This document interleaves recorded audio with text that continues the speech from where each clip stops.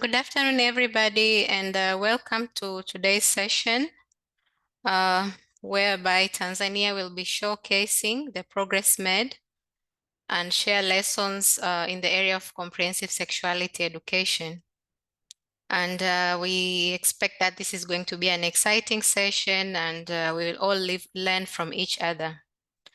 So without further ado, I'd like to share with you a few housekeeping issues. First and foremost, please welcome to introduce yourselves in the chat. Please type in your name and where you're from, and we will keep that in record. And throughout the session, if you have any questions, feel free to type them in the chat. We'll keep note of them, and we'll have a Q&A session towards the end of our session where we'll have a chance to discuss and get back to your questions. So next, I'd like to share with you the agenda for today. Next, please. So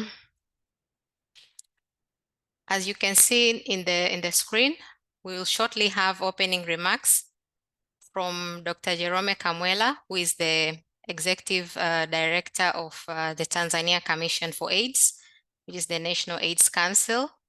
And then we will have Dr. Ona Machangu, who is the Head of Prevention Section from the Tanzania Ministry of Health. And he will share with us on the Tanzania HIV epidemic and also why CSC in the country. And then we will hear from Dr. Margaret Kagashe. She will share with us the context of CSC in Tanzania, what were the enablers, what have we done up to 2023, and how did we roll out CSC in the country. And then we'll have lessons learned, and followed by which we will have question and answer session. Throughout the session, like I said in the beginning, please type in your questions in the chat or raise your hand during the discussion session, whereby we will give you a slot to ask. After the discussion Q&A session, then we'll have a key takeaways from the other countries that are participating. For those who are just joining, we are still on the introductory part. Please introduce yourselves in the chat. Put in your name and where you're coming from for today, and welcome. I'm not sure if we have Dr. Jerome Kamwela on the line. Dr. Jerome Kamwela. Good afternoon, I'm online. Registered on the chat already. You are most welcome. Please provide us with your opening remarks.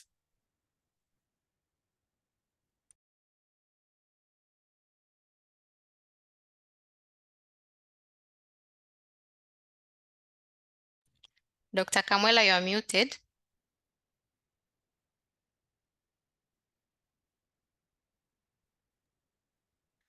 Hello, do you hear me? Yes, we can hear you now. Yes, good afternoon, everybody. Dear esteemed South to South Learning Network champions, members of GPC, and all invited members on behalf of TACAIDS, the Tanzania Commission for AIDS, which is the AIDS Council in Tanzania, and the entire population of this country.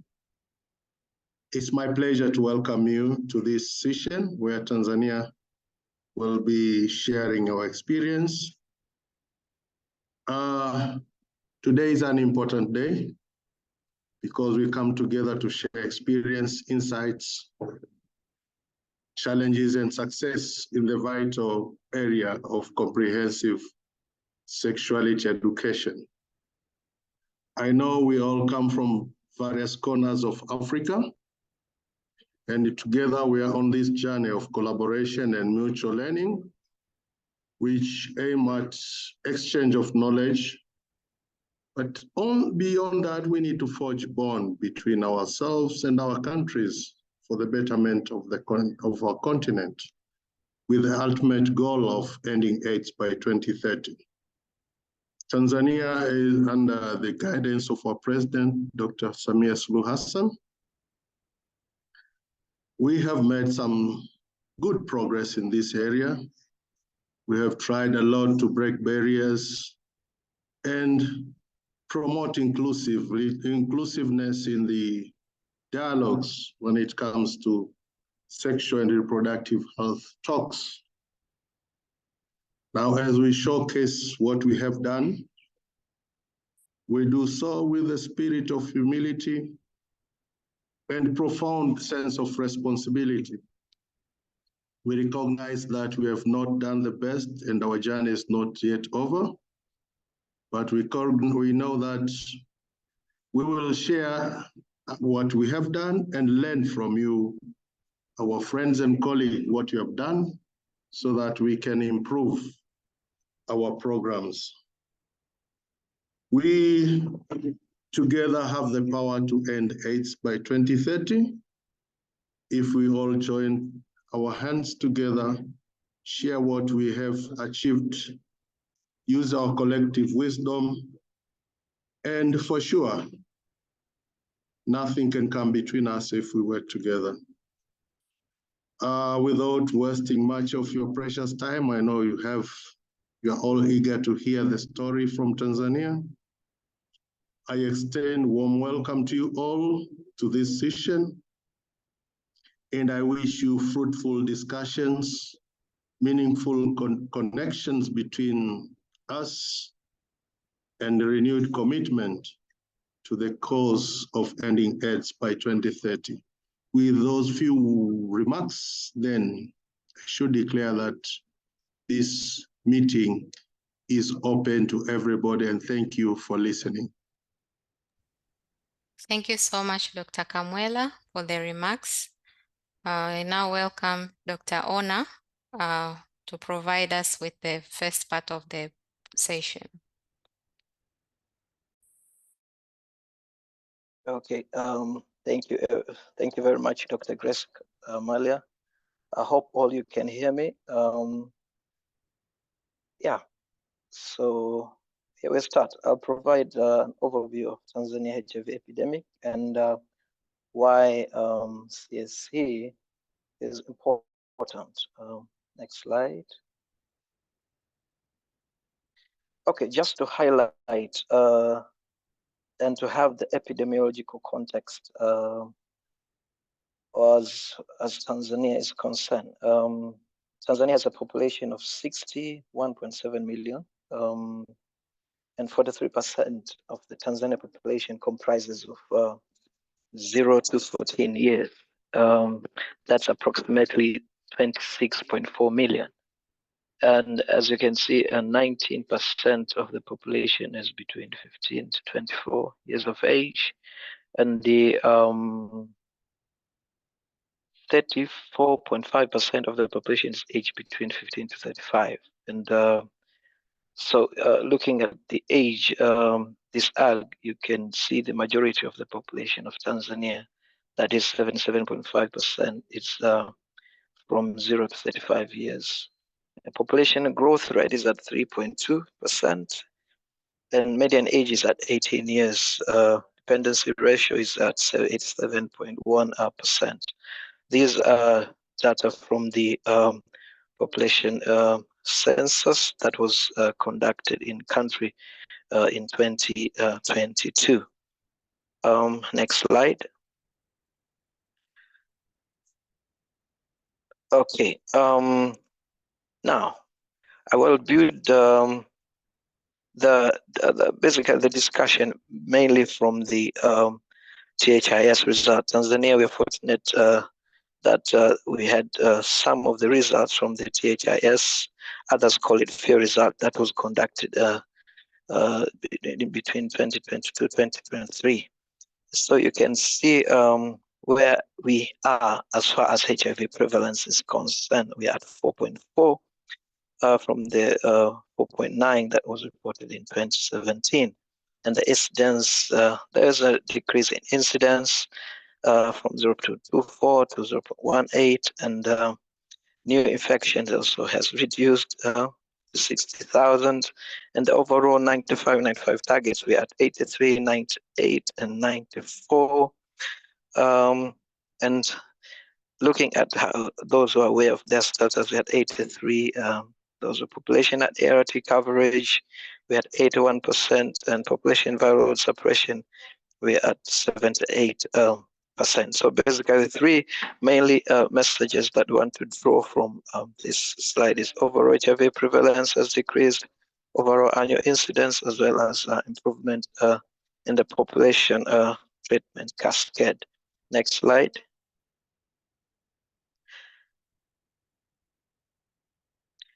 Okay, from this slide, we just try to show the age 15 and above, just comparing men and women. As you can see, the HIV prevalence among men, among women, is among women is higher compared to men.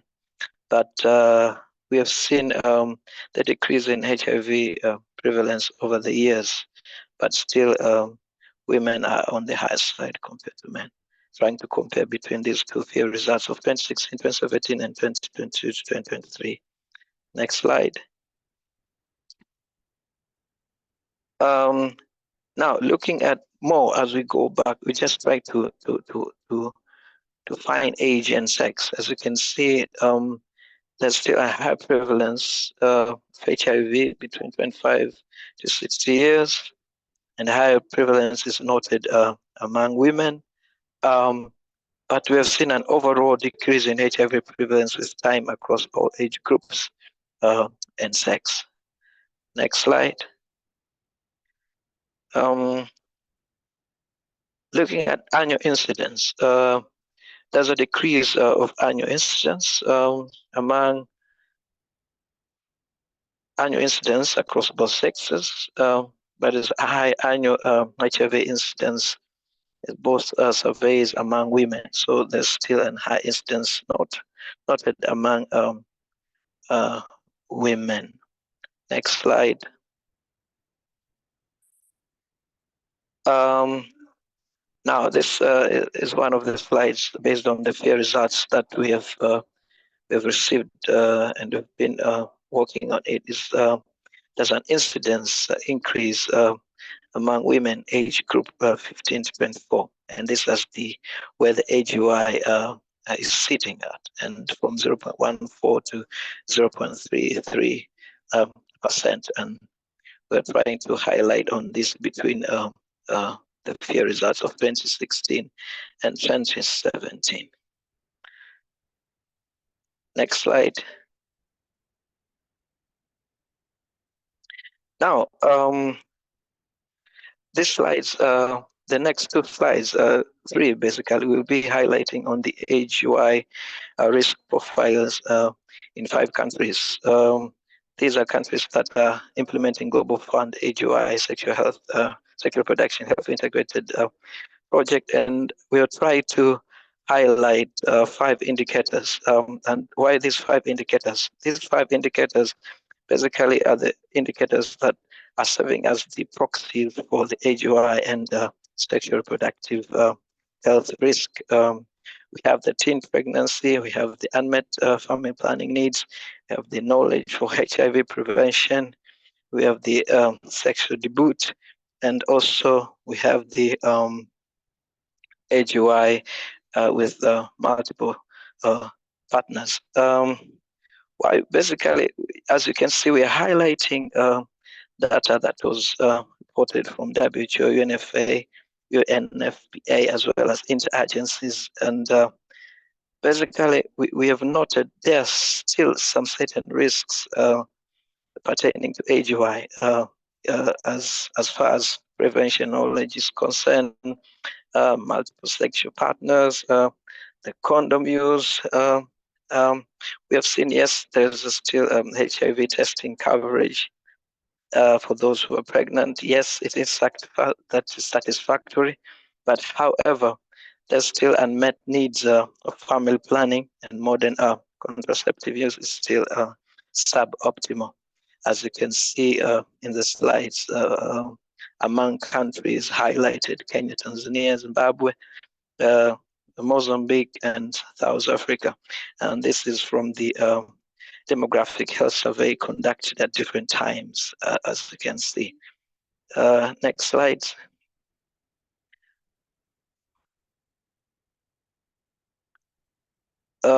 Okay, this is the continuation from the previous slides. As I've highlighted, these are the proxy indicators that highlights AGI risk profiles as far as sexual and reproductive health is concerned. Looking at all those risks that I've highlighted and trying to compare among those 5 countries. Next slide.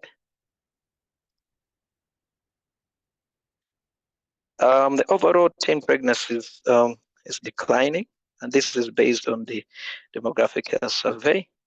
And we are trying to highlight the correlation between the education and the teenage pregnancy. As you can see, we are 22% of 15 to 19 years of age have reported being pregnant. But looking at what are the strategic actions for consideration as we look at comprehensive sexuality education. We are looking at capacity building of teachers. We are looking at also addressing some of the socioeconomic barriers that hinder girls to access these education. As far as we can see, there's still, you can say the more you are educated, there are highly chances of not getting teen pregnancy because you'll be more informed. But those who have no education have shown to have higher chances of getting pregnant from the data that suggests. Next slide. Why am I highlighting these slides? As I said, we are very fortunate to have our FEAR results of 2022-2023, and we have seen a very proportion of condom use is low, and it has been declining. And this is kind of alarming. But however, as a country, we are still working on to ensure how we want to improve and increase some aspects of demand creation for condom to, as we call it, last mile distribution of condom. Yes, comparing to THIS results, we have noted that there's a declining of use, and probably this could be attributed by declining in HIV prevention knowledge among certain groups. Next slide. And lastly, to look at PrEP as part of the combination prevention, we were able to ascertain awareness of PrEP, and PrEP awareness is low. But we have seen also there's a very moderate willingness to take PrEP. As we know, we all talk about the combination prevention aspects currently among countries. I think PrEP has proven to be one of the effective methods as we talk prevention. So our FEAR results we've been able to ascertain the awareness of PrEP. But as a country, also we are working on to see how we could increase demand, increase access, and also be able to ensure that the populations that are at risk have access to this one part of the combination prevention aspect. Next slide. So basically, I wanted to highlight the 3 overall issues. As far as we know, Tanzania, we've been doing quite well, so as to say, as far as comprehensive sexuality education is concerned. But there are areas that we are still looking at to improve. Probably we'll hear more on the next slides, but still there a bit of experiencing rates of child marriage, girls dropping from school, violence against women and children, teenage pregnancy, and stigma and discrimination in public institutions still high. And the progress for realization of SRHR is slow. That's one of the aspects that we are putting more effort on. We have seen some of the challenges, as I've highlighted, issues on PrEP, condom use. There's still, we are at suboptimal for young people. And there's still issues around gender and social norms that we as a country, we're looking on how to address as we look at comprehensive sexual education interventions in the country.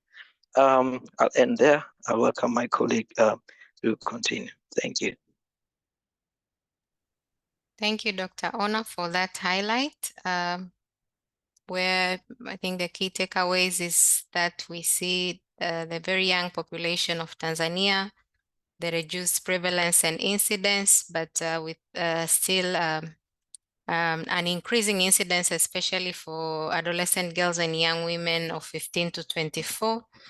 And the challenges in the sexual reproductive health issues, including teenage pregnancies, of key to note, and the decline in HIV prevention knowledge, low condom use, and PrEP. So Dr. Margaret, the floor is yours now. Thank you so much, Dr. Grace. Good afternoon. We are sharing the time. So I'll be taking you through on the comprehensive sexuality education, what it means in Tanzanian context. We are looking at how are we defining it, how are we implementing it in our own way, so everyone can look at your own context and see how you can contextualize whatever is brought on the table. Next slide. So next slide. So we'll be starting defining. We know everyone defines comprehensive sexuality education in your own way, but we have a global definition, which is the curriculum-based process of teaching and learning about cognitive, emotion, physical, and social aspect of sexuality. This is actually the global definition of it. We aim at equip children, young people with knowledge, skills, attitude, value, which empower them to realize their well-being and dignity, respect social and sexual relationship, consider how the choices are made on their well-being, but understand and ensure protection of their rights throughout their lives, actually to have the informed decision whenever they want to make a decision. And above all, we define CSE is age appropriate and culturally relevant to our nation. Next slide. Next slide, please. So we know when we state the comprehensive sexuality, sometimes it has it's an ambiguous word when you put it in the communities. But Tanzania, how defines the CSE or the comprehensive sexuality education or sexuality educations? We call it comprehensive sexuality education in our books, like a national sector, the national agenda for adolescent and young people. So those we just write that, but when we go to the implementation, we call life skill-based HIV, SRH, and GBV education. Also in the curriculum appear like life skill-based HIV, SRH, and GBV educations. And as I said, this is age appropriate and culturally relevant. So we call that way, we use both names, the comprehensive sexuality education in our documents, the national documents, but when we come to implementation with the school curriculums and programs, we call life skill-based HIV, SRH, and GBV educations. Next slide.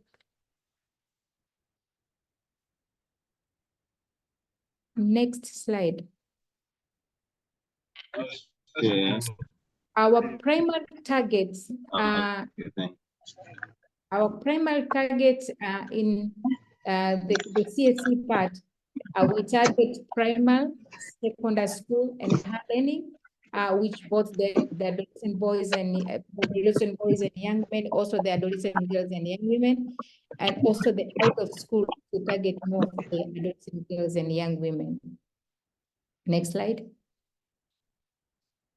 So this is the target we are targeting on the CSE. Next slide, please.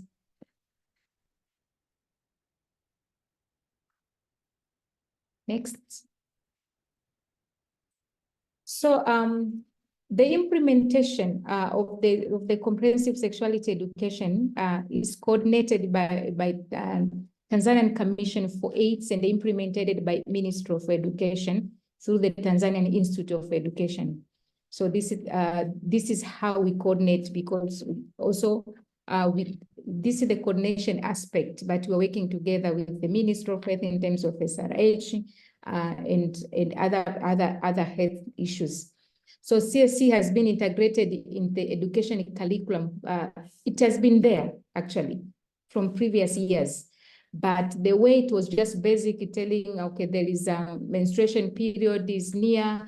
When you reach at 15, you'll be having menstruation period. Those has been there for the past years. It hasn't started just a few days ago or during this called comprehensive sexuality. No, it has been there, but it was just partially talked about as the stages of life, as a progress. How do you evolve during your lifetime? So it has been there in the curriculum in a basic way. So the strong emphasis was made on 2018. So we initiated that. We recruited that in the curriculum, put everything and revisited our curriculum if it's really providing the knowledge needed to the young people we are targeting. So it was, that's where the process it started. Actually, it was approved and rolled out in 2021. In 2018, we started the process and started in a low scale, but the rollout was initiated on 2021. So we had basically key issues. So the development of this skill, the life skill based, as I said, we call both names. Just kindly use the interchangeably. The CSC, the sexual, the CSC part and the life skill based SRH, GBV, and the HIV is the same thing. We just use it in a curricular based and in our documents the way we report. So we were able to develop 2 documents, facilitator and teacher's guide. We'll see later on, and this to facilitate how the teachers we train teachers skills how to teach the SLH, HIV, and GBV, and it was approved. So documents we digitalized and put as we say, this is Tanzania Institute of Education, is the part of the Ministry of Health, which actually ran the education in Tanzania, with all the curriculum was being processed under the Tanzania Institute of Education.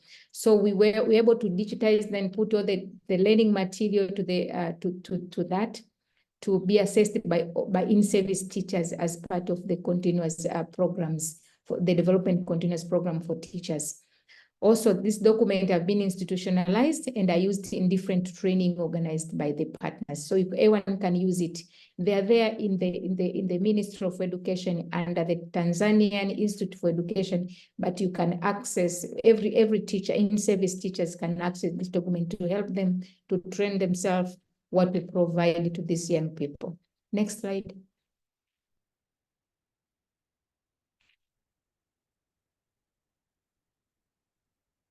So provision of sexuality education or life skill based, it begins at early. That's why I say this is age appropriate. It's according to the age.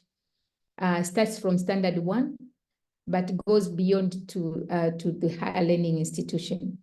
So its aspects, HIV is covered continuous through a life cycle as we go through until you reach the high learning institution. So the scale up, we are continuing to review whatever is missing in the life skill based, including bullying. We know bullying becomes another issue in school, so that becomes another part of discussion during the life skill based or the CSE. So provision of life skill based SRH HIV in primary and secondary school institutionalized, and data collected and captured annually in the basic education statistics in Tanzania. This is the open reporting being provided by the President Office, which collects from all the schools. We'll see the results, what has been saying. So religious leaders also, we had a document actually targeting the religious leaders, both we know we are targeting the Christians and the Muslim at the same time. So the document was formulated just to make sure the Christian-based schools also can access these services, actually the educations, and provide this education to the young people in Tanzania. So we don't choose, even the Christian, the Muslim schools have been captured during the CSE programming. Next slide.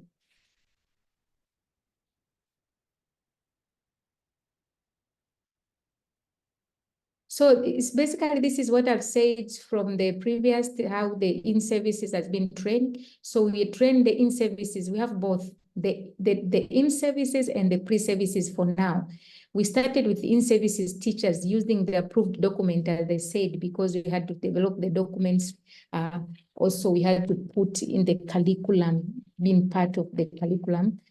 Trained through face-to-face modality, or also online through the Tanzania Institute of Education Learning Management System as part of the Teachers Continuous Profession Development. As I said, this is being part of it, so to increase the number of teachers who are being trained on CSE. So we were able also to establish school clubs in these primary and secondary schools, which actually target the health issues, including the HIV, GBV. So also we had partnership with Tanzania. The tech is the Tanzania is a religious. If we both know, Tanzania Episcopal Conference is just a religious organizations to build capacity to in-services, more in-services teachers to support the organization and schools. Also, we were able to partner with youth-based organization to support scale up. Everyone actually was involved. Use mainstream media's community to reach the message, like we have Ongea project programs in Tanzania. All those provide services, but in appropriate age, looking at observing the context of the country and contextualize whatever the message we're bringing out. So on higher learning, we're able to roll out on CSE online course for higher learning institutions. So it was rolled out in 17 universities by the end of 2023. Next slide.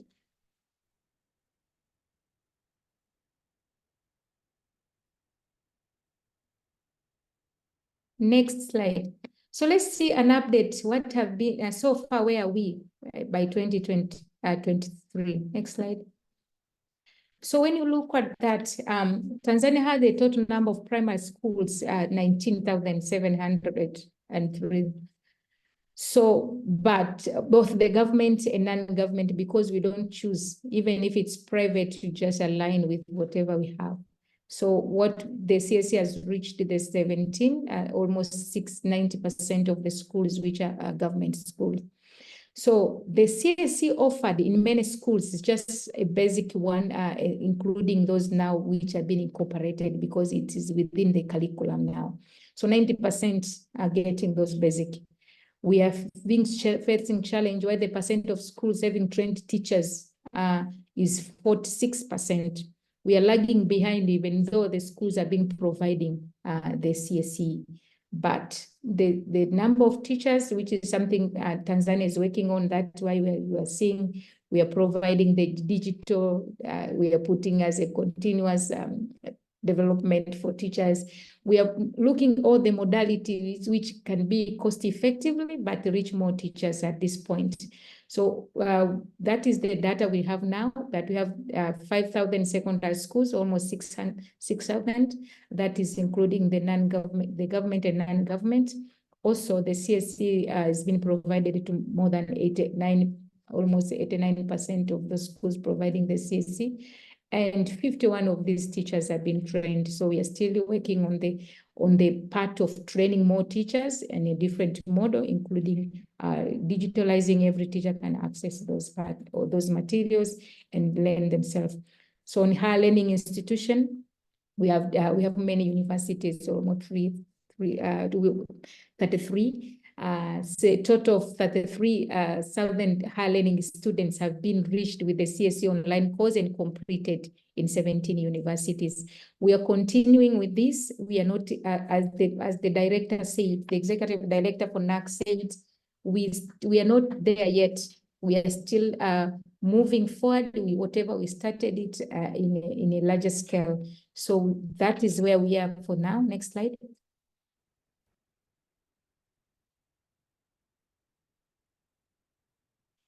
So this is what I already said. This is basically this data being captured in the report from the Ministry of Education on the best report. So we can see how many schools have been providing primary schools, which I've already summarized on that with the first slide I finished. So this then the second and the next slide, please.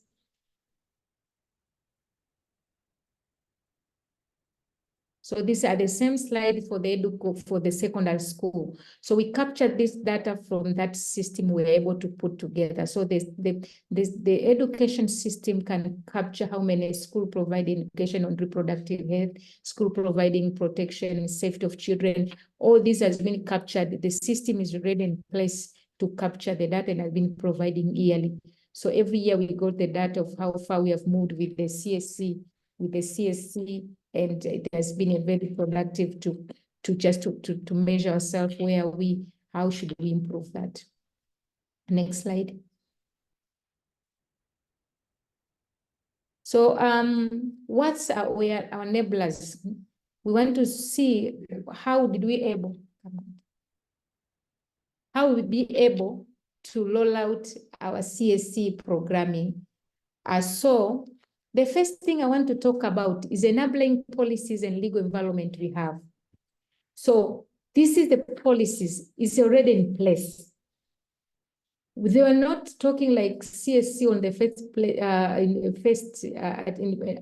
firstly, but now we translated whatever we have into the comprehensive sexuality education to fit our needs.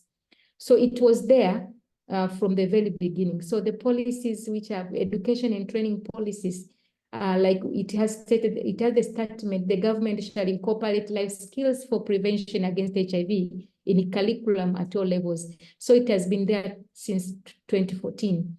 When you look on the national policies on HIV statement, it talks about this, the reproductive sexual should be incorporated in school curriculum. So this discussion has been there since 2001.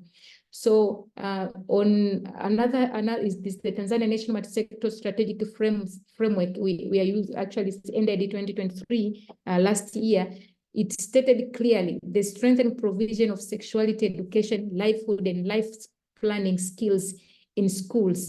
This was clearly stated. Actually, it was in schools and out of school according to the multi-sector, to the Tanzania National Multi-Sector Strategic Framework. So these policies are already there. Education Sector Development Plan 2016-2021, it has an indicator which has been measured, number and percent of schools providing comprehensive sexuality education in government and non-government school.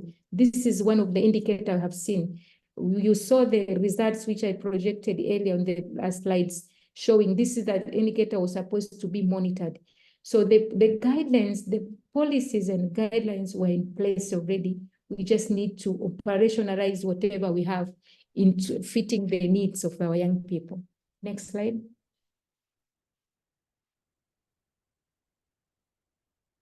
Next slide.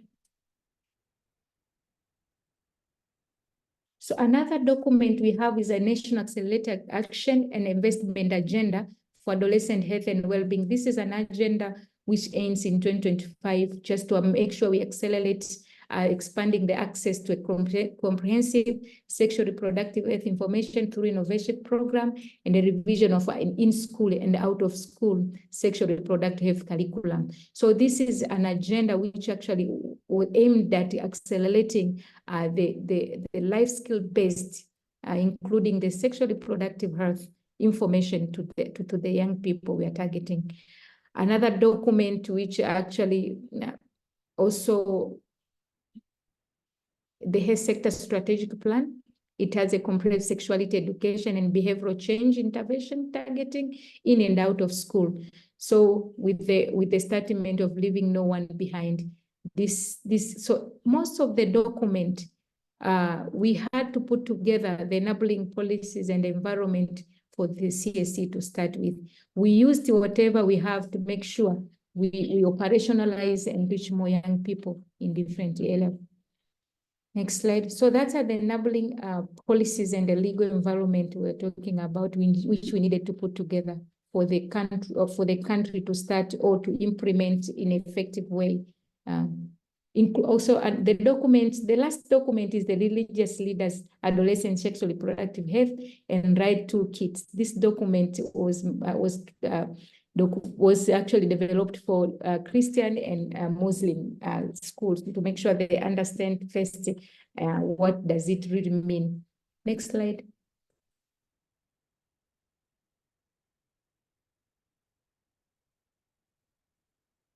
Next slide. So this is just a summary of how we developed CSE service delivery systems and structure. I already talked about the guideline policies and framework you saw there on the last slide, but we had to put together the human resources for health. This is another system we needed to, so teachers and community trained on CSE component. As we see, we have a different modality of reaching teachers. Parent, adolescent, and youth peer capacitated on demand creation, interpersonal communication, linkage, and referrals. So the human resource was another component which was critically to put together to make sure the CSE delivery is happening in Tanzania. So we developed the working tools, including the facilitator and teacher's guide to teach life skills based. So I don't know in Swahili, but this is a package. We call it in our language, Banco Kitita. We saw one of the students, we'll see that in slides. So facilitator and teacher's guide to teach life skill based. We provided tablets and actually digitalized the package within those tablets to reach most of the teachers in schools to make it, actually the teaching being easy. So another thing we needed to put together so that the CSC can be delivered is data collection and capture of the education system. So yes, we can have a tool and everything, but if we don't correct data, how far we are, it has been a challenge. So we were able, data collection and capture annually in the basic education statistics in Tanzania, or we call this is the best report. So whenever you see that best report is captured, it's been part, CSE has been part of this report. So we were able to put the oversight and coordination system. So adolescents and young people has been part of this technical working groups. Also adolescent and young adult stakeholders, TWG exist, and they encourage adolescent in these people in the engagement and knowing what is needed. And at this point, I know we are revitalizing to incorporate some of the indicators which were missing. And Tanzanian Commission for AIDS has been coordinating the CSE programs. Ministry of Education as the focal person for CSE. President Office Pure Raj as an implementer, as a focal person for the CSE. Comprehensive supportive supervision involved all the ministry and the implementing partners as we monitor CSE within the country. Next slide.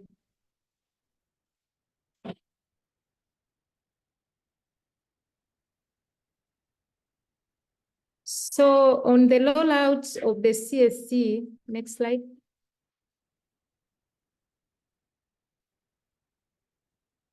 How the modality, next slide, please.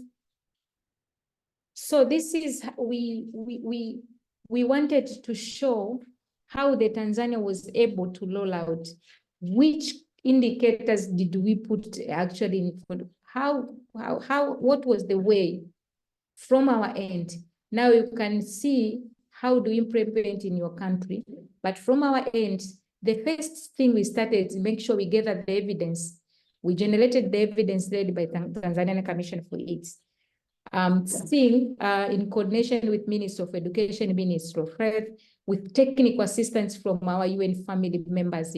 UNESCO has been playing big role in this, the CSC, UNFPA, and other multilateral and bilateral agencies. Since this were able, we needed to develop, because this is, when you look at it, is the political aspect of it, needed some evidence to put together that CSC is not something new, is not something we're coming with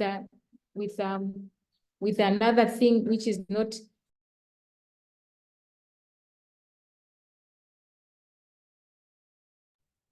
Hello, Dr. Margaret, you are muted.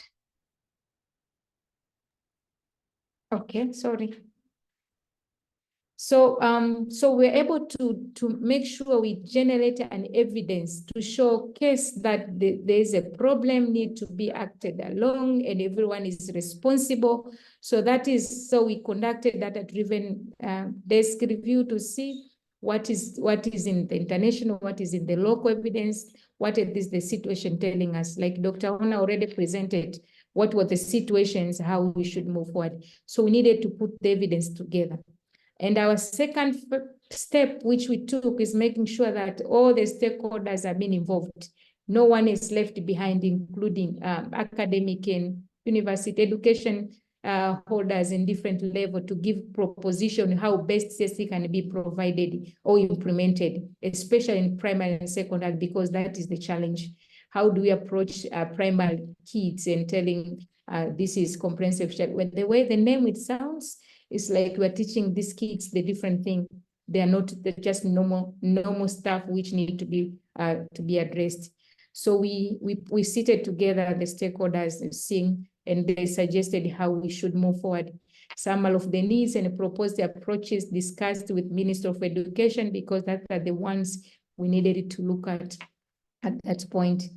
Other relevant consultation which was conducted in different areas, including the beneficiaries, the parents, all that.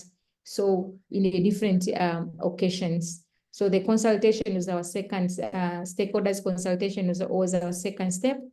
And our third step, development structure and systems material to be there. Now you can consult, you can have your evidence, what is the system available. That is where the guidance and training package was made, agreed on data collection. That's the best report came in, trained selected teachers in some of the school to start with, because we didn't start the whole of the region of the Tanzanian. Global Fund, UNESCO, UNFPA, PEPFAR has been part of this. Also established a task force to do the oversight, including government, NGO. As we said, one of the most of the structure system we put it together is the oversight of monitoring how the CSC is moving in Tanzania. Then conduct stakeholders sensitization. Actually, we targeted the member of parliaments, because whatever we hear that, we don't want to be in a political party. We just needed to be the service delivery to this. Then we were able to introduce CSC in service, so in a small scale. Next slide. Our fourth step was, next slide.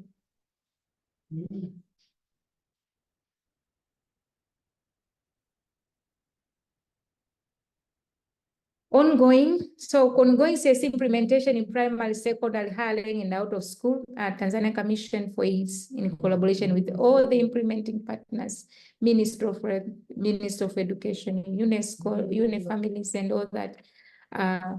We were able to roll out countrywide, which was already done. Then we continue with the refinement in different modality to align with country laws, culture, norms, and tradition. So whatever comes an issue, what is this we needed to, so that is a continuous process. We are not saying we are there yet. We still refining some of the emerging issues. imaging preventions. For example, we had no PrEP at first, now we PrEP. So all those imaging you put in together. Assess the implementation of the CSE in the regions, compliance with the national guideline.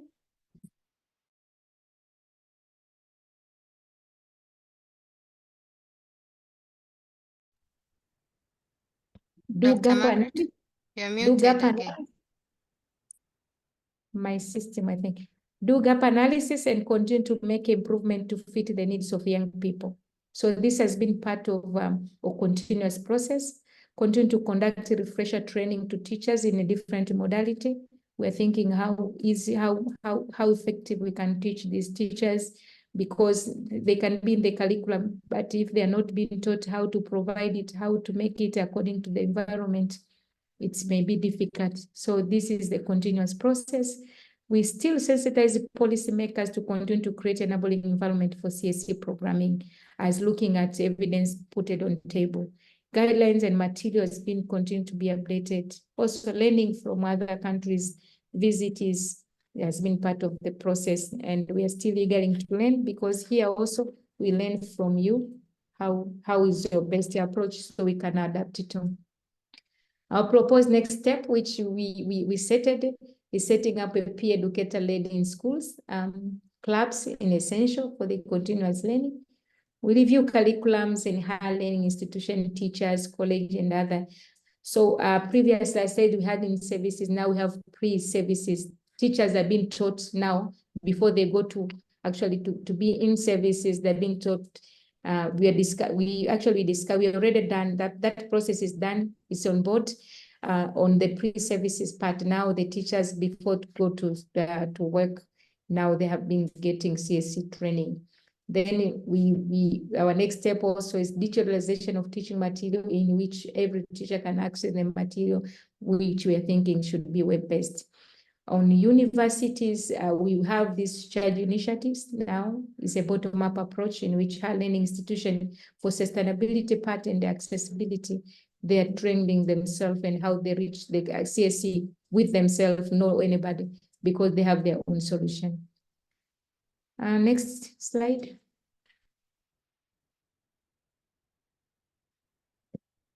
Next slide, please. So before we go to our lesson learned, we may speak some of the challenges. Before we go here, sorry, whoever is.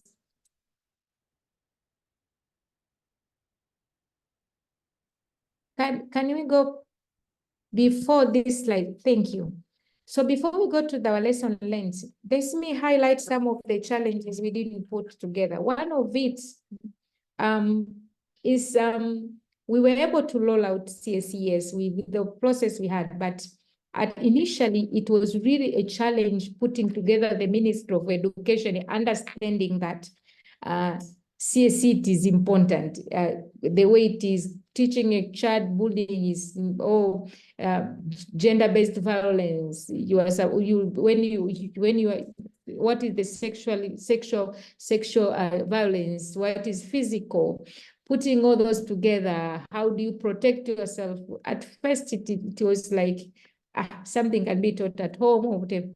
But that was another challenge, because putting all the stakeholders, especially the Ministry of Education, and understanding that we are glad now they're on board. Actually, they are leading they are leading this, which is very productive, which is the milestone, huge milestone for the Ministry of Education to lead this. The one who is there teaching the teachers, are the one who is doing almost everything. We are just putting the technical aspect of whatever we want to put, including the sexually productive health, the HIV and the GBV, but they're the ones who are leading the program. Another challenge is the political aspect. When you mention CSE, the way it is, looks like it's something very different from our culture. So we needed to define what is CSE. So that is a huge challenge. The moment you mention sexually productive, is someone is like, now you are teaching our kids different.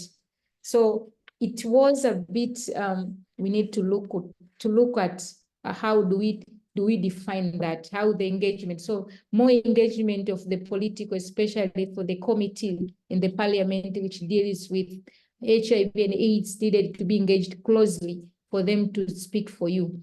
So that is another step, another challenge.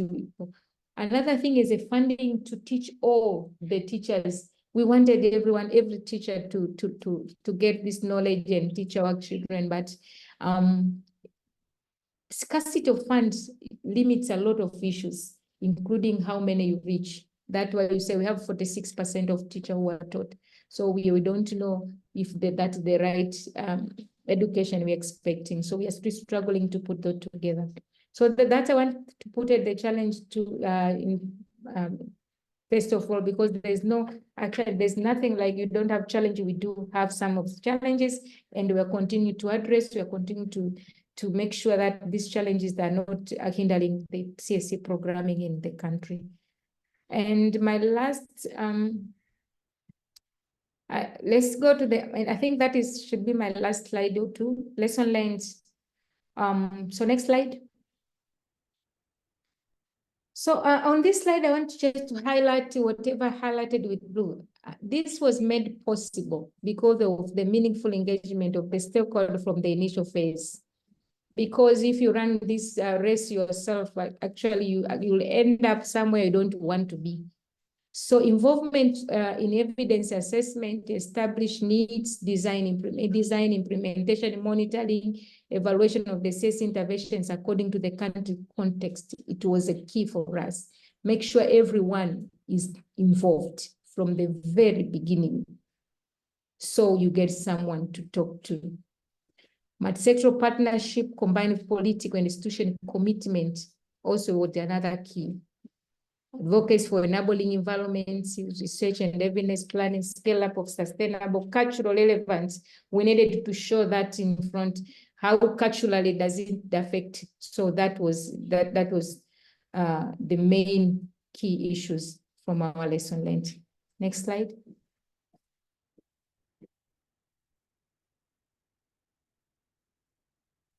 So that is from that our end. That is the presentation from the country team on behalf of them all. Asante. Thank you so much, Dr. Kagashe, for this presentation. And thank you to all our presenters. It's now time for the discussion and questions. I see we have like 5 questions in the chat. While I start to read that, if you have any questions, you can put up your hand and we will reach out to you so that you can ask. So the first one, why do ABYM excluded from out of school? Does it mean that they don't have a problem of dropping out of school?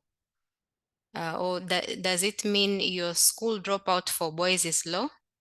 So that is the first question.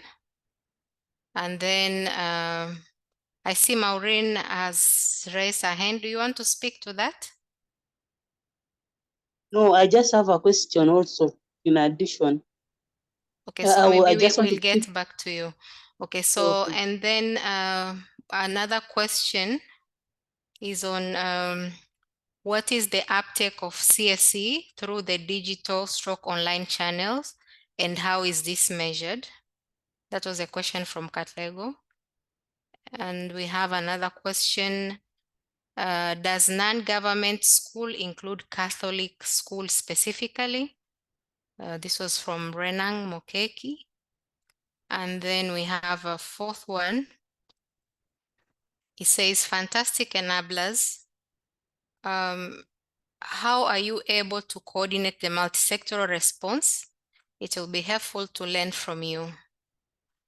And then the 5th one is on, is CSE being examined? It's from Letola. So maybe we can start with those and then we'll come back to the hands. I see, okay, there's another one, sorry.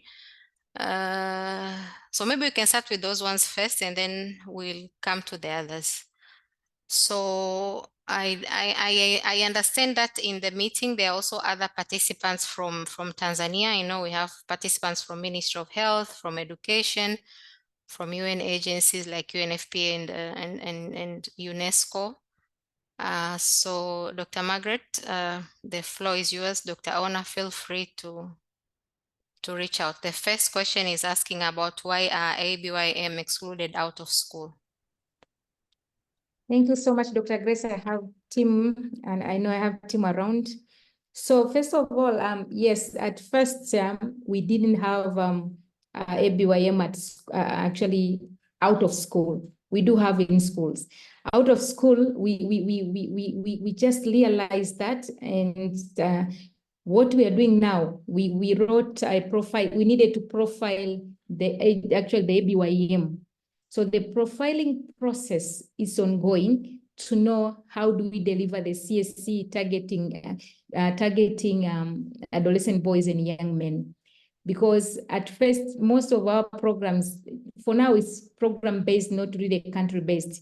So the profiling process is ongoing. We're expecting actually to include the ABYM in our next phase, which is, as I said, it's a stepwise thing we are doing. So at this point, yes, we agree we didn't have out of school on actually the adolescent boys. We didn't have that, but we are incorporating as the profiling is about to be ending now. So when we get what are the requirements, how to deliver that, it will be very crucial to deliver the targeted intervention to them. That was key for us. Another, I don't know if there's a thank you. Another. So the second one, I think it also asked on if we don't have dropouts for boys. I think the response is we also do have dropouts for boys. The second one was, what is the uptake of CSC through online? I think there was a slide which you show the numbers, but I would like to welcome if there is someone from Ministry of Education or Higher Learning who would like or UNESCO who would like to speak on the uptake of CSC through digital channels and how it is measured. Anyone? Is Faraja, Matthias? Yes, thank you, Grace, Dr. Gray. Okay. This is Faraja Msangi from UNESCO. So the uptake of CSC online has been responded to. The chart is currently done in higher and tertiary education institutions, which currently we have 17 institutions offering the CSC online course. And what is normally done, institutions upload the course onto their learning management systems, and therefore students through their learning accounts, they get access to the course.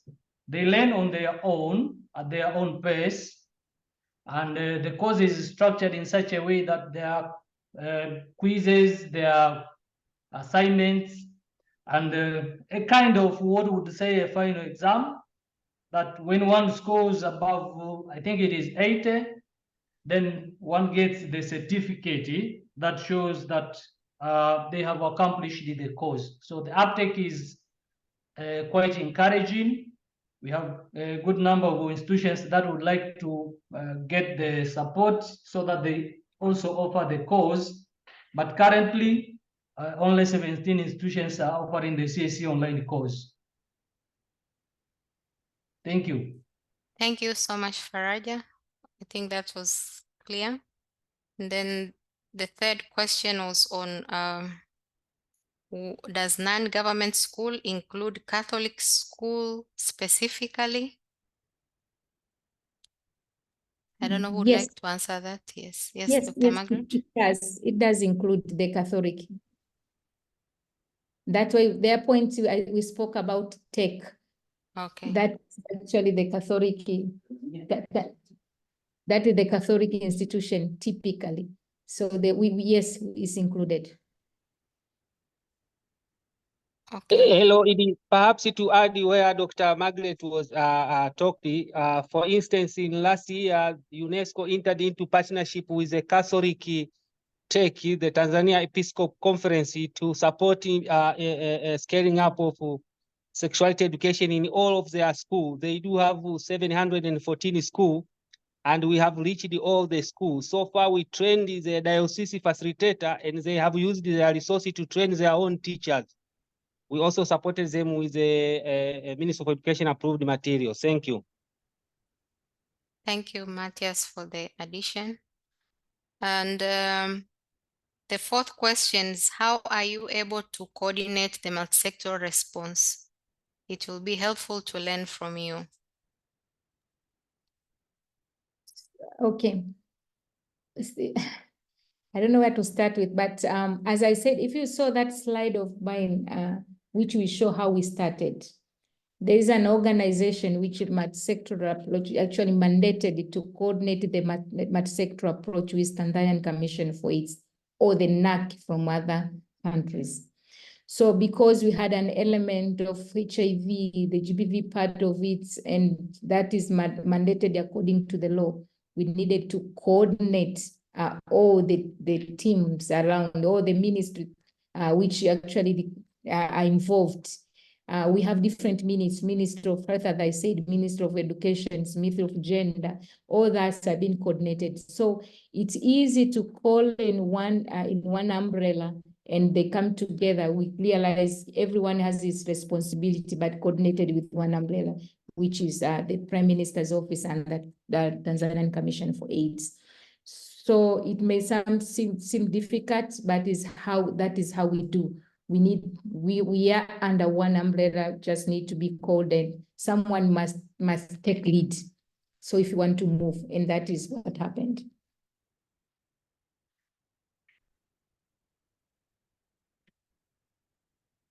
Thank you. So the last one on that round was on, is CSC being examined? I think for the in-school programs, I think that's what the person who asked meant. Is it being examined? Faraja, Matthias, or someone from Ministry of Education? Yeah, maybe I can start if there's somebody from the ministry could also add. As Dr. Kagashe pointed out, CSE is part of the existing curricula, has been integrated into selected career subjects. And those subjects are core subjects and examinable. Thank you. Thank you. Thank you so much for this first round of questions, and see a comment. Congratulations for incorporating the CSC related indicators in the routine education management information system and collecting it and analyzing it regularly from Letola. Thank you so much. So there are 3 hands. I can start with Daniel Biamukama. Daniel Biamukama. I think you can unmute and ask your question. Thank you, moderator. Thank you, our colleagues from Tanzania, for sharing with us your story. I have several questions, but I'll ask 2. I know colleagues will ask the others. The first one is a general question. If I'm not mistaken, the UNAIDS report of, I think 2023, the one that says the path to end the epidemic, it quotes Tanzania as one of the 8 countries that have attained the 95 UNAIDS targets. But in the presentation, I see 89, 98, 94.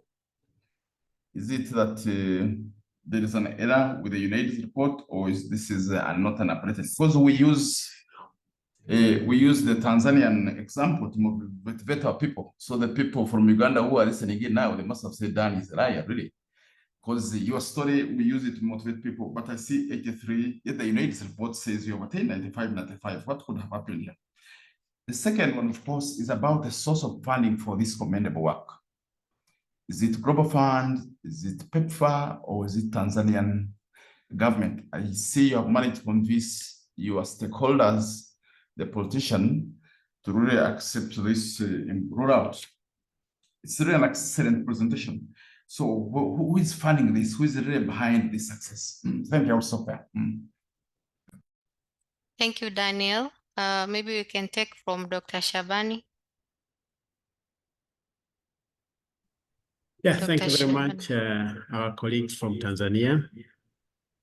I have about 3 comments. One is to really congratulate one of our own in the ESC for the excellent work and the milestones we have achieved.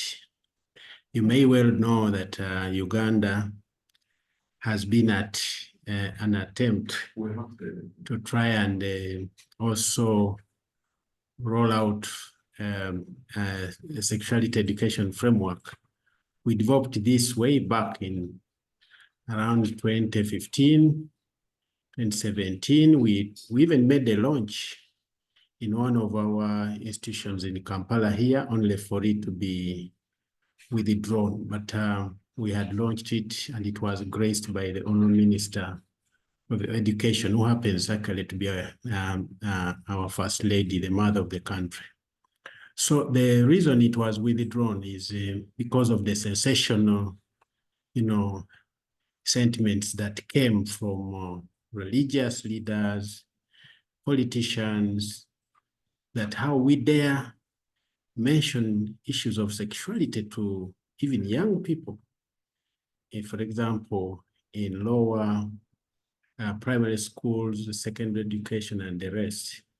So my question therefore is, I would love for you to throw more light on one, how easy was it on your side to really convince Parliament, first of all, to enact this as a policy or a law?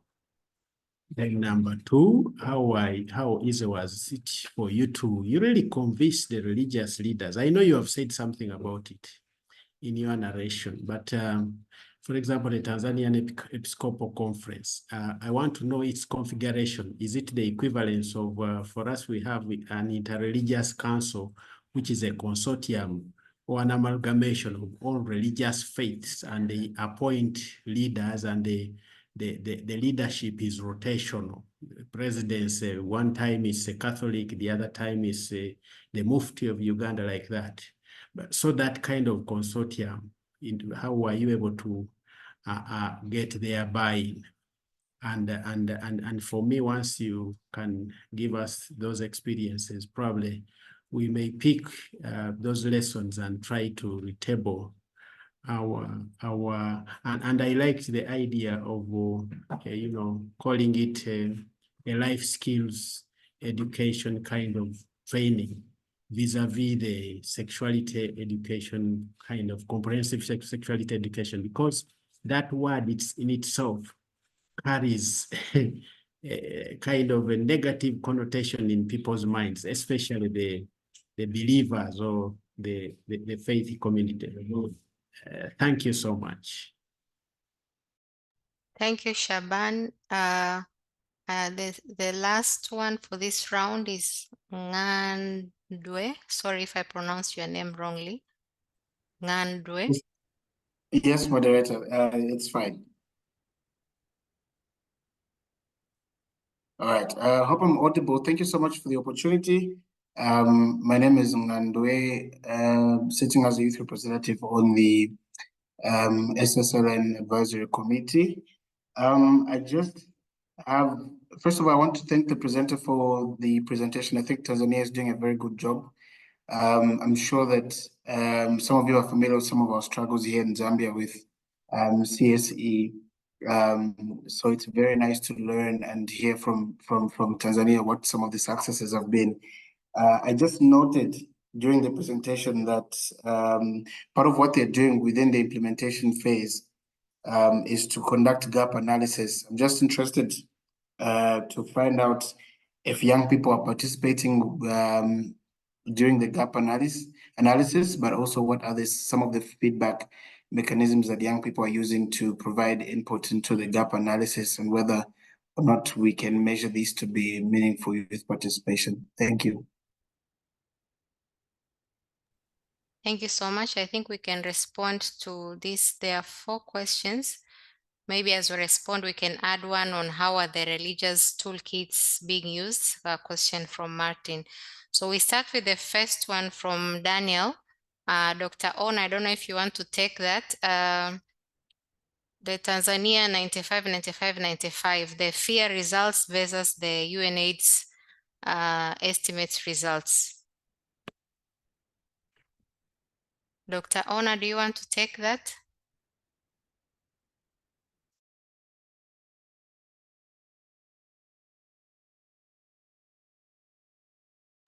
Okay, so maybe as we are getting to Dr. Ona, we can go to the next question on the source of funds. What is the source of funds that has enabled us to reach the space where we have reached? Okay. Dr. Margaret, you want to take that? Yep. Thank you so much, Dr. Daniel. Greetings. One of the key issues, as I said, I mentioned the collaborative efforts. There's no specific fund you can pinpoint, this is it at this point. So we had different funding, as I said, their party, our technical people like UNESCO has done their part, where the Global Fund has injected a lot of money in the last cycle, on that, developing all these tools, the engagement of the teachers and all that. So we had a collaborative. When you look at their parties, we are the PEFA team, the implementing partners engaged in the ABYM in zone schools and CSE part. So all those are the collaborative efforts. So I cannot locate like this is the only funding from the Global Fund. No, or this is only funded from the PEFA or from our technical expertise from the UNESCO. No, it's just a collaborative efforts where we seated, who covers what, at what point, where the gap and all that. So I think that should stay that way. There's the contribution of different source of fund, because there are points where we used even the internal funding, ATF funding, which is actually the own source, the source from the country, just make sure these things are moving. So there are points where we reached, we did that. I think that is it. Thank from you. From my end. There's a question on how we managed to get the parliamentarians and the religious leaders to first the parliamentarians to endorse the CSE and also the religious leaders. How did we manage to convince them or get them on board? So as I said, we know we have the committee deals specifically with the HIV, health, and all that. We have that one, and we have the committee which takes in the education and everything. So we have regular meetings. You cannot miss a quarter. We haven't gone to the member of parliaments actually taking us to the reports and everything. So one of the reports is actually, if we have results, we have any findings, we need to brief them. Or this is the problem, this is how we move, what is the suggestions, what the technical team is suggesting. So we need to put together the evidence. That is where we called, we have different names we call the CSE. If you remember that slide, their point, we don't call the CSE at the CSE. We just sum up in life skill based. When you see the word life skills, it involves almost everything. And if that's what you accept for us to reach a message, then we give you the name we want to give. So we go there with life skill, education on SRH, HIV, and PPV. That is what we reached. They said yes, they refused the name. No, not this name. So we called life skill based when we got the past our document, the education system reports at the CSE, but we meant whatever we meant. So we needed to define clearly what it means and what is the end product of whatever we want to bring in. So the definition is actually the key of the know-how, what is this and what will it bring. So the sexuality part, sure, Dr. Shaban, that is another problem, because when we mention, they say now we are bringing something new. So for the religious leader, the same, actually, Matthias explained it, how the consultation was done. So the Catholic, that is the tech, but we have the national, interface committee. So we had a meeting, because we had a meeting with them. For here now, I want to appreciate the FCI project from the PEFA team. We used also the same meetings to make sure we are tabling these key issues, like the CSE, like now we are seeing the incidence is increasing and young boys and men. That's why we came in with the profiling and all that. So the meetings for different, we are leveraging the meeting we have with the religious leaders to make sure we deliver our message correctly. If they don't understand today, we'll come tomorrow. If we don't understand tomorrow, the next day. So we don't get tired until we reach where we want to reach. Thank you, Dr. Margaret. I think the key message we are getting here is the continuous advocacy and sensitization of these people, and using alternative approaches or things that are seen as friendly, making clarity to the terms that trigger them, like CSE and the way we use alternative words. So the last one was on the youth participation and feedback mechanism. So I don't know if there is someone else who wants to answer this. I see Dr. Lillian, a youth representative. Lillian, do you want to share how are youth being engaged, and how are you participating, and what is the feedback mechanism? If not, I don't know if there is any other youth in the meeting now from Tanzania who would want to share.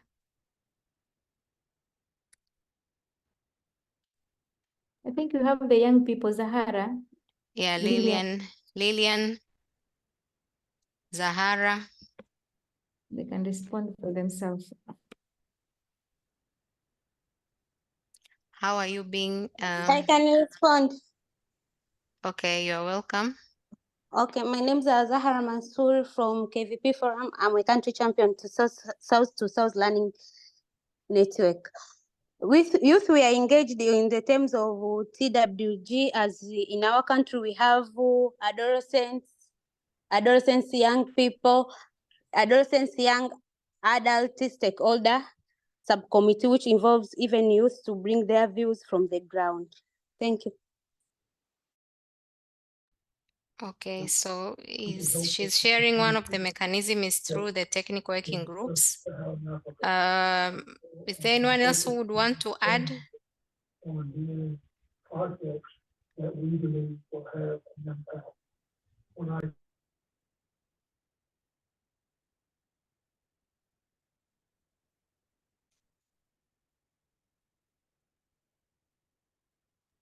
So Grace, one of the involvement, I know she said just one way, but we know we have programs, different programs run within the country. So representative of each programs, they are actually the members of those technical working group. When we do the gap analysis, like now we are doing the profiling of this, we need to put all the boys in places and young men just to see where do we get you, how do we get you, and all that stuff. So we have a different mechanism of reaching this depending on what we need at that point or what they need at that point. They raise their voices, they have leadership. I think now the challenge was how to make that leadership very strong, because young people, they grow, they come out of that. So that is, they were figuring out how to put that together. As they said, they're part and parcel to every technical working group, in the country. They are part and parcel. They are the youth representative. Thank you. I think we have taken about almost 30 minutes in this session, and I'm worried about the time. There are still a few questions on the chat. So I'm wondering if we should allow countries to share their experiences and then get back to this discussion, maybe after that, to see if there'll be more time to share. And in the meantime, I would ask Tanzanian colleagues if you can go to the chat and try to respond to some of the pending questions. Thank you. So Botswana, I don't know who is prepared for key takeaways. You're welcome.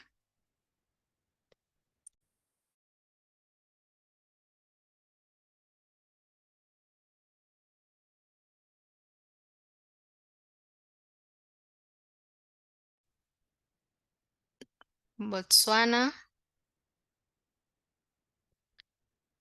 Kenya. Botswana is not ready. Kenya. My name is Janet Musimbi from the National Endemic Disease Control Council. I have to really say this has been a very educative and informative session. And I think as a country, one of the key things and some of the key takeaways that we've had is just basically looking at how the journey and the process that Tanzania has had, and especially looking at their policy, environment, and legal environment. And we're actually really going to look at, especially where they're able to bring the religious leaders on board, and also using their adolescents and sexual reproductive health and rights toolkit. I think that's something that we'll be able just to see how can we borrow and maybe just learn more from our neighbors. I think the other key thing that we really were impressed with, and one of the things that we'll be able to look at, is how do we strengthen our monitoring and evaluation of the CSC, basically just scaling it up. And we were happy about, we would want to learn more about how they're able just to monitor it, and just information coming from the Ministry of Education and being in the Ministry of Health, so that then they're able just to monitor different indicators. And finally, I think one of the key things that we will do as a takeaway is, especially in terms of the different documents that have been done. One of them is just looking at how the documents have been digitalized and have been accessed, and that there is in-service training of teachers as part of the program that they have. I think that are some of the key takeaways we have for Kenya. Thank you. Thank you so much, Kenya. Is Botswana ready? Yeah, thank you so much. Let me take this opportunity to thank Dr. Kagashe for this informative presentation. As Botswana, we have learned a lot from this presentation, because as we are speaking right now, we have just revised the CSE materials, and we have started with the pilot sites. I think what we have learned is also the meaningful engagement of all the stakeholders, the multi-sectoral partnership that is also driven by government, and also the creation of enabling environment in terms of legislation, policies, and so forth. And also the digitization of the learning materials is something that we'll be willing to learn from Tanzania, and also the scaling up of sustainable and culturally relevant services is something that we would like to learn from Tanzania. So Botswana's takeaway is that we are going to work with our country focal person for us to have one-to-one kind of a learning session with Tanzania, so that our team here in Botswana can be able to ask questions, critical questions, where we will have one-to-one interaction to learn more about how Tanzania have been able to make this significant strides in terms of rolling out the comprehensive sexuality education.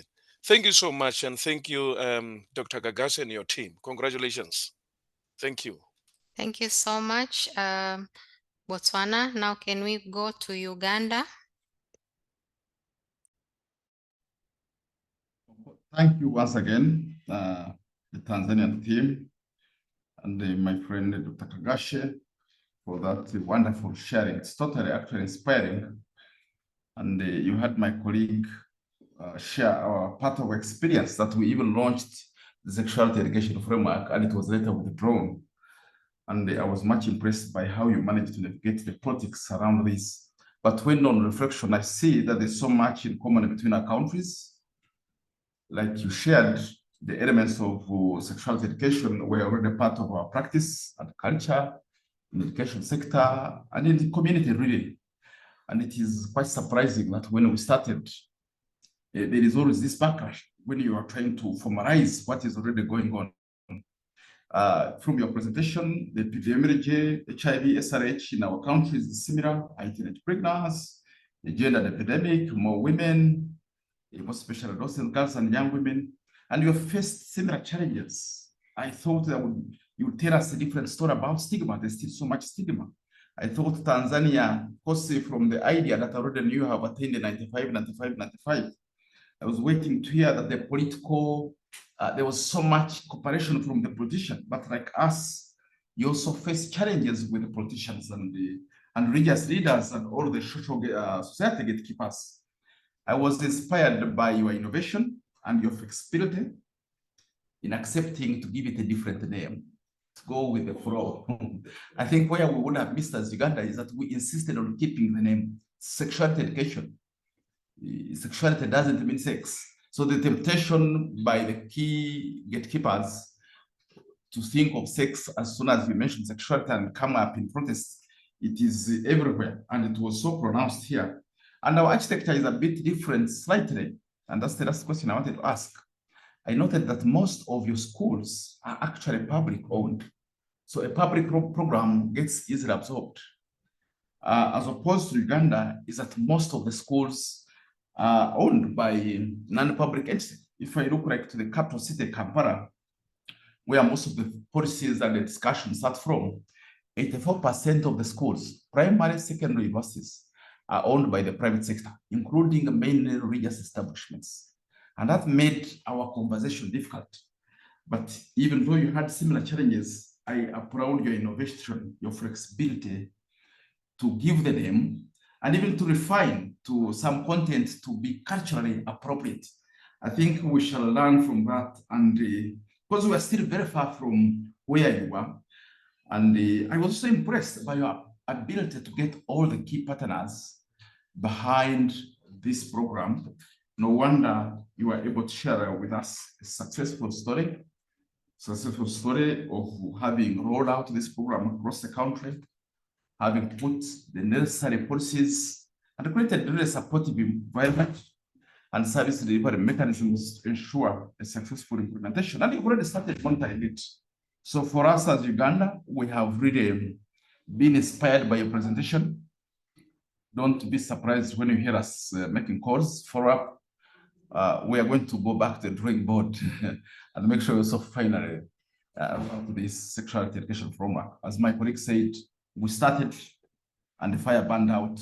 So we are just, we report a few things because we know some of the elements of the sexuality education framework were there, but there's no robust story like the Tanzania story, and we shall work towards the following example. Thank you for sharing with us your story. Thank you so much. From Uganda, can we have Lesotho?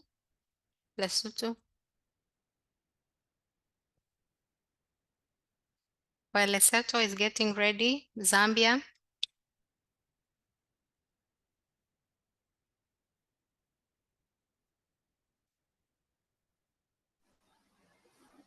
Zambia.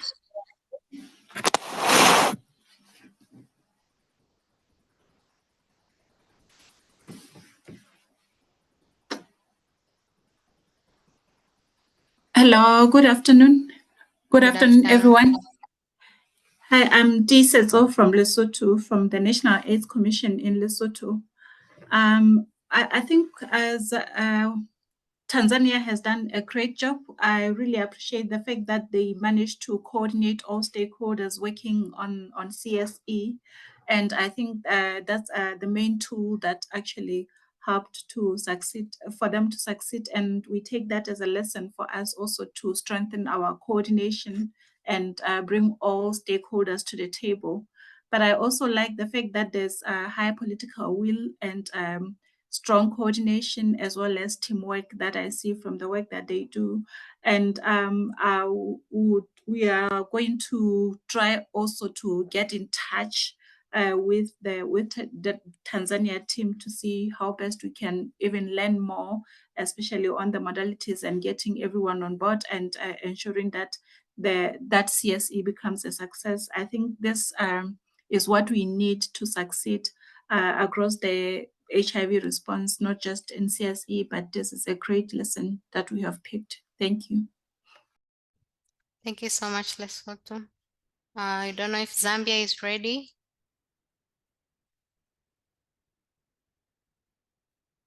Zambia. Yeah. Yes, thank you very much. My name is Martin Silukena from SAT here in Zambia. From our side, a few reflections and indeed a very insightful presentations that gives us a number of lessons. One of them is the issue of evidence generation at the very beginning, so that any conversations that came up thereafter were based on evidence. And we noticed also that the issue of alignment in terms of the wording and this description or definition of CSE was key. Perhaps as a country, we have come to that realization a little late. Our new curriculum now will be called Life Skills and Health Education. I think the lessons from Tanzania are key in that regard. We also do learn from the partnership. I think there was a mention that there's a partnership with the religious leaders. And one of the examples that was given was with the Catholic bishops. I think that was very important because part of the challenges that we have in Zambia relates to the issue of religious leaders being resistant to CSE. We also noticed that there is a high level of commitment in terms of the structure of delivery, in the sense that the coordination office lies or sits in the Prime Minister's office. I think this also is a good element to learn from. We also noticed that the issue of CSE integrated indicators and data collection, I think that is a good thing to learn from Tanzania. The issue of religious leaders having adolescents held their own toolkits, I think that one also is a point of learning from our side. And then there's an element of CSE at tertiary level. This we have started through the leadership of UNESCO in Zambia, but obviously you people have been implementing this for some time. I think there's still room for us to learn from there. And also the element of you having to develop the systems and structures. Those were also key elements of sustainability and institutionalization. I think those are points of learning from our side. I noticed, however, the issue of the declining condom use, especially in the age group 15 to 24. I don't know what is happening. That part was something that we need to understand. But also overall, the issue of declining both HIV prevalence and HIV incidence, I think it's an encouraging part of the presentation. So Chair, thank you very much. Those are some of the few lessons that we've learned, but I think there is every reason that we need to connect with our Tanzanian colleagues to get more insights from these learnings. Thank you very much. Thank you very much. I think we have heard from all the 5 countries that participated, and thank you so much for your participation. In Kiswahili, we say asante sana, and we look forward to connect with you bilaterally on further sharing and enriching each other with the information on CSE. Thank you so much. I think we have come to the end of our session. Please, there is a poll on the bottom of your screen. There's a tab which is written polls/quizzes. Tap on it. If there is no pop-up of a poll on your screen, please click it and then you'll see a poll. There's only 3 questions. Please respond before you go to help improve these sessions. Thank you so much.